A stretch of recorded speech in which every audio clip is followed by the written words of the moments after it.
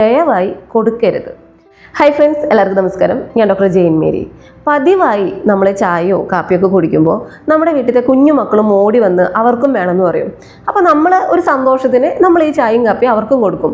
അവർ കുടിച്ച് നോക്കുമ്പോൾ നല്ല ടേസ്റ്റ് ആണല്ലോ എന്നും പറഞ്ഞ് പിന്നെയും നമ്മൾ അവർ കുടിക്കുന്നുണ്ടല്ലോ എന്നാൽ ഇതൊരു ശീലമാക്കാം എന്ന് വിചാരിച്ച് ഉറക്കം കഴിഞ്ഞ് നിൽക്കുമ്പോൾ ചായ 4 മണിക്ക് രാവിലെ എണീക്കുമ്പോൾ ഒക്കെ കൊടുത്ത് ശീലിപ്പിക്കുന്ന പാരൻസ് ഉണ്ടെങ്കിൽ ദയവായി കൊടുക്കരുത്. കാരണം അതിലടങ്ങിയിട്ടുള്ള ടാനിൻസ് എന്ന് പറഞ്ഞ കണ്ടന്റ് ഈ ഭക്ഷണത്തിൽ നിന്നുള്ള അയൺ എബ്സോർപ്ഷൻ ആയിക്കോട്ടെ, കാൽഷ്യം എബ്സോർപ്ഷൻ ആയിക്കോട്ടെ, അത് കുറയ്ക്കും. അപ്പോൾ നമ്മളുടെ കുട്ടികൾ ഭക്ഷണത്തിൻ്റെ കൂടെ ഈ കോഫിയോ ടീയോ കഴിക്കുകയെന്നുണ്ടെങ്കിൽ ഇതിൽ നിന്നുള്ള അയണും കാൽഷ്യം ഒന്നും അബ്സോർബ് ചെയ്യപ്പെടുകയില്ല.